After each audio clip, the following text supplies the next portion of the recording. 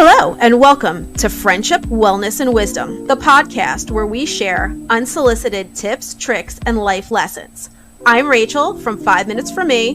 And I'm Heather from See Life as a Muse Creations. Together, we're here to share our insight and experience on a wide range of topics to help you navigate through life's twists and turns. Whether you're looking for advice on lifestyle, personal growth, or just a good laugh, we've got you covered. So let's settle in and embark on this journey together. Hello, and welcome to week 3 of Friendship, Wellness, and Wisdom. I'm Rachel. I'm Heather. And we're back to talk a little bit more about self-care. So in the past 2 episodes, we talked about what self-care is and what it isn't, some of our own practices, and we talked about what self-care was in relation to our own basic needs, our daily practices, and some of the things that we have done throughout our lives from childhood that have carried over as part of our regular self-care. This week, we're going to delve into finding joy and the ways to cultivate that, to bring it into the present, and to cultivate love and compassion. So let's get started with that. All right. So Heather, where is it that you find joy? So I think finding joy is, it comes super easy for me now in my life. I find joy in art and relationships and friendships and things that I do, giving back to people and things of that nature. And so I think people mistake happiness and joy. We talked a little bit about just kind of people that think joy and happiness are the same thing. And I personally don't believe they are. I don't believe you have to be walking around bubbly and smiling all the time and everything like that.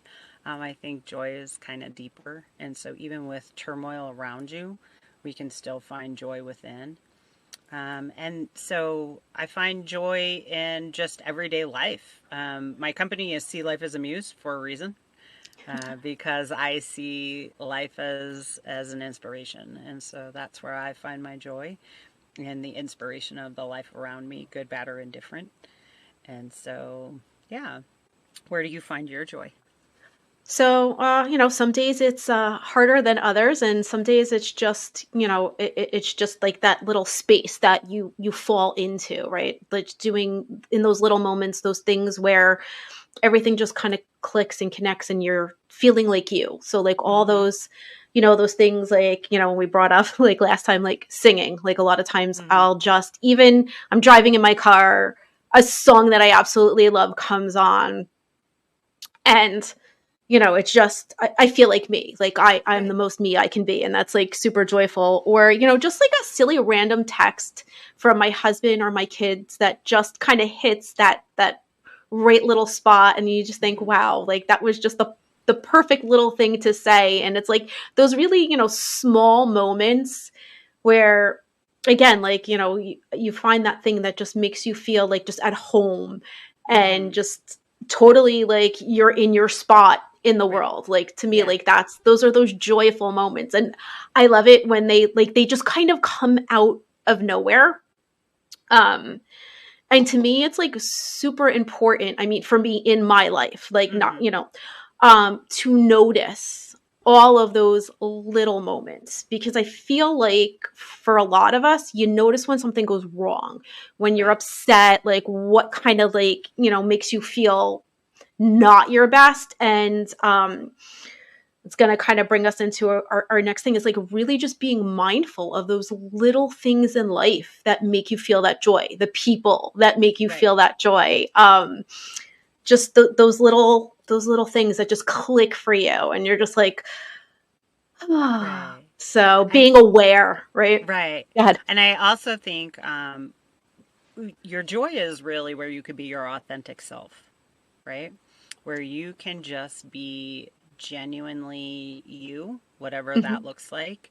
And even if it's not the best version of yourself, there is something that you can show up in that authenticness that can really bring you peace and joy. Knowing, we had talked about before the episode, knowing that it's okay to not be okay, Yeah. and having those people around you that accept that and things like that.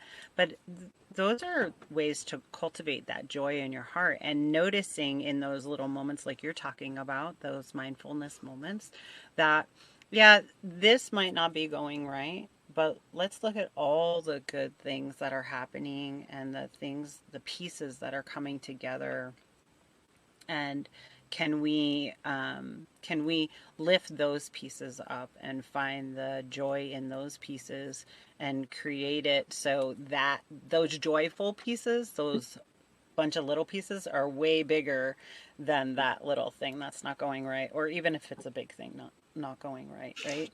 um, Yeah. because that happens too. Right. And I um, think it's important too, like when those big things are not going right, that one little grain of sand, that one little spark of hmm this is what's right can kind of bring you back to all of the things that yes, that really are going right, because that thing that's going wrong, even though it's like a really big deal right now, right, over the course of time, like there's so many other things that have gone right, that you got through, that you, right. and again, like it's really in that noticing. And I think from that point we're going to go into, so like mindfulness practices, and how we can use those as like self-care, and Right. to help to find and to cultivate Yes. our joy. Yeah. So mindfulness practices, and I know you'll have a lot more to say on this probably than I will. I mean, I do have my own, and really, it could be meditation, it hmm could be exercise like yoga, Right. Right. tai chi, qigong, Pilates, like those where you're really connecting like the mind and the body and the Right. Right. breath Right. to do all that stuff. But it can be in those everyday moments. Again, you can eat mindfully, you can do Yes. your work mindfully, you can hmm um, have a conversation and be aware of the exchange. And that's really, it's in the noticing of hmm what you're doing and being present with it that creates that mindfulness. And that mindfulness practice can really just being present hmm in your own life Right. more often, without without a larger practice. Even, it's literally Right. just, it can be noticing and being present within your own life. So Yeah. And to piggyback that, like, for the reality of mindfulness, it's the engagement, right? It's being engaged with what you're doing, whatever that is. Like having that engagement of what you're doing, as simple as taking a shower, right? You can be in the shower and have a wonderful mindfulness practice in the shower just by the temperature of the water, how good the shampoo smells, yeah. how clean you feel after working out, and things like that. So um, I practice. I call it gratitude. Hmm. Gratitude practice or whatever. But I am so grateful of every moment, even bad moments. I just had this conversation with a friend that um, all my life trials and tribulations, good, bad, and indifferent, led me up to us sitting here today, right? And I have to honor and appreciate and love, truly, passionately love where I came from, whether it Hmm. was good, bad, or indifferent, because it got me to sitting with you having this conversation. And Fair. so, Sometimes, oh, sorry, go ahead. no, go ahead.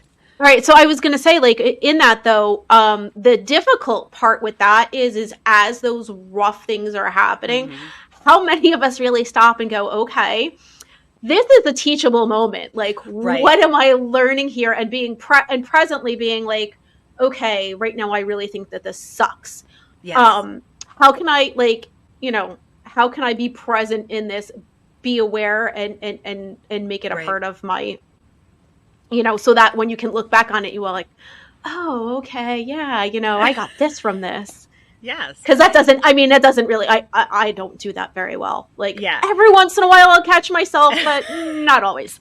And it's kind of funny because I I I didn't do it forever, right? I didn't do it Hmm. forever because these are skills that these we talked about tools in the last episode.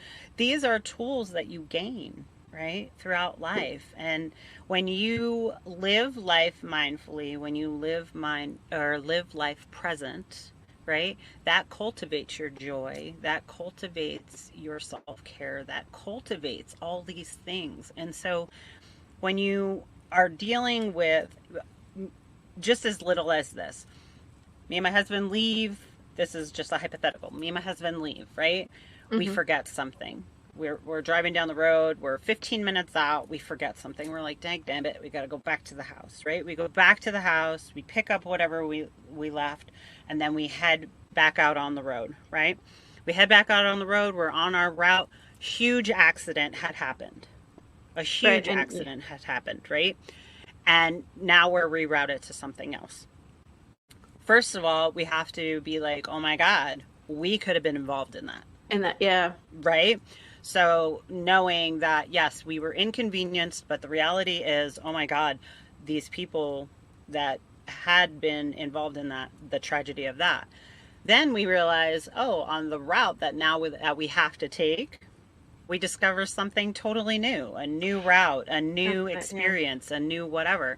And and so that is a skill that as Yeah. we grow as human beings, and not necessarily in age, but just grow as human beings, that we can cultivate those mindfulness practices by being grateful that if I didn't go this route, I wouldn't see this beautiful scenery or Yeah, no, that's whatever. absolutely true. And yeah, like, I will catch myself a lot of times, especially like if I have a day that I'm not feeling great and something does not go the way that I need to anticipate it to go.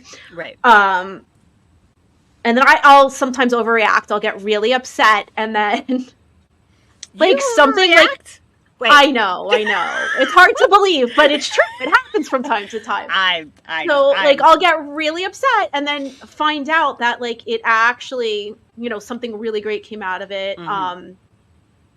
And learning to not have that overreaction Right. is difficult at times because it becomes like a very physical habit. So again, I need to be Yes. mindful of Yes. my own actions, because the Yeah. more that I catch them, Yeah. the more that I can make a little bit of a change. And then I'm going to take that and then segue into our next topic, which is Yes. love and compassion. And we'll start with self compassion, Yes. Yes. because in this same scenario, Mm-hmm. I will then, like, something good happens. And a lot of times my first instinct is to be angry at myself for being upset in the first place when everything worked out so well.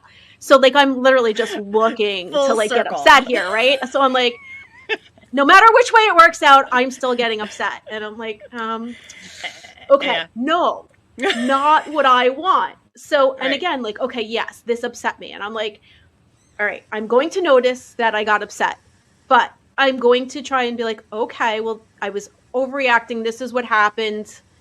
Let's bring me back to here. Tell myself it's okay. Mm-hmm. Nothing disastrous happened. Right. You were annoyed. It all ended up working out fine.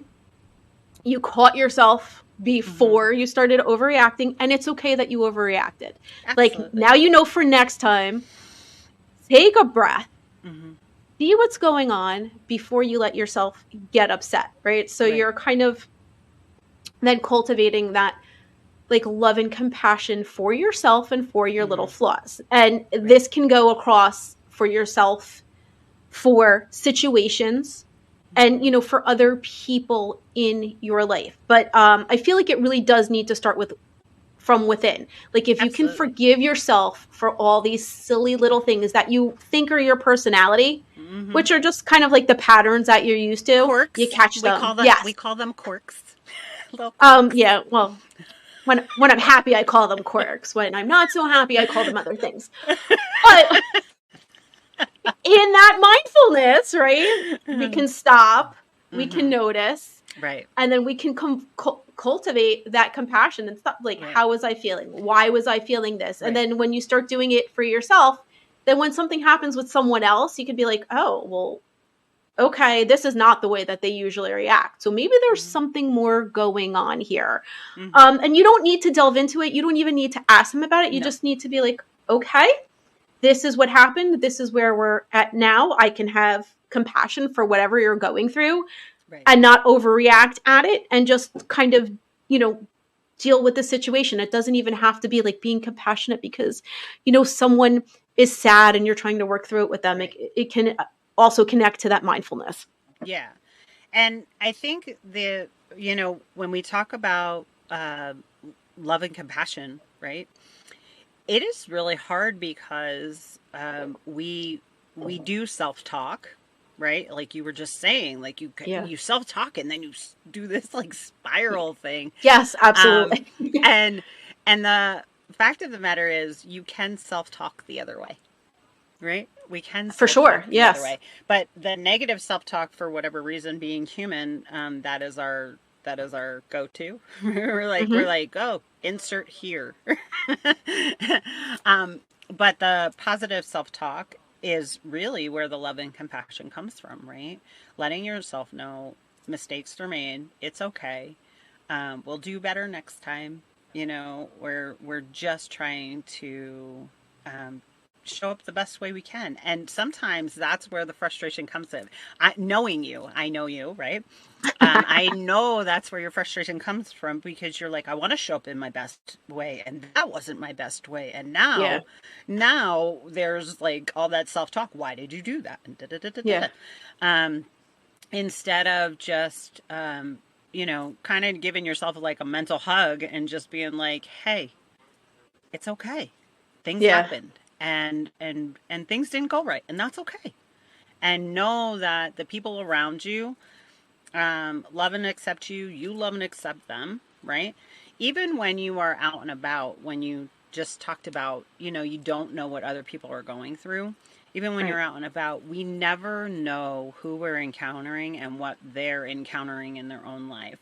And knowing that when we're cultivating our own practice of love and compassion, Hmm. realize that nothing is a controlled environment, right? We're not in a controlled environment when other people are with us. We're not in a controlled environment with nature. We're not in a controlled environment with things around us. The only thing that we can control is how we react. That's Absolutely. it. Yeah. I No, I mean, know. that is it. And so knowing that, when you start with that love and compassion, that like when you hit that, you'd be like, okay, this is all I can control in this moment, Right. is just being mindful and compassionate with myself, and everything else, just how I react to it is the only thing I can do, right? Is the only thing I Yeah. can control. No, And that's true. And I'm yeah, go gonna ahead. just say, like, with this, like, and when I do catch myself and I get wrapped up, and this can work for so many people, is literally just stopping and taking that breath. Like, one of Hmm. the things you can control in that moment is just stop before you Yes. react. Yes. Breathe. You can Yes. control your breath. Like, as long as you're Yes. physically able to breathe, take a minute, focus on that, and then just kind of, you can then just give yourself a little reset, and Yep. because that is that moment that you can control. um and then I'm going to then piggyback on that, Yes. and with that, like, with what other people are doing, and the inability, like, it's not up to us to control what anyone else No. is doing, saying, or going through.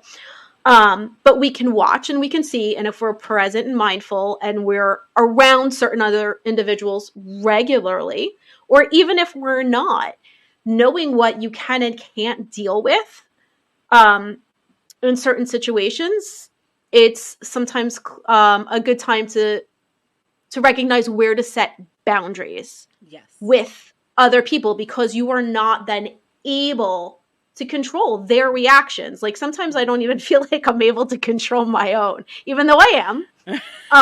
But when that comes into play, knowing like when to step back, Right. when to walk away, and when to literally just, shut a door sometimes, Yes. is really important. And that is also something that is within your control. That is a part of, your reaction, and something you can do, Right. um, to kind of keep yourself feeling like healthy and safe Hmm. and positive, Right. because sometimes you just need to know like what you can handle, and kind of leave it at that. Yeah. I think So setting boundaries is such a great point, because the reality is, you have to be mindful to be able to set boundaries, right? Sometimes you don't absolutely. know that things have gotten out of hand until it's gotten out of hand. Yeah, it's So you're way just far past out of hand. Yeah, and you're no, just I. like, if I would have set up a boundary, even for myself, if I would have Mhm, set up that boundary, this would have went a little bit better, or mhm. a lot better. Yeah, no, absolutely. I mean, there are times where you know what you're. Sometimes though, you know where your line is, and I Hmm. know with certain people, like we all have those relationships in our life where this is a relationship that's going to go on for forever because of Hmm. whatever ties there are there. This person likes to push this one boundary. And every time you allow that boundary to be pushed, like that's on you. You're noticing, what you can and can't handle.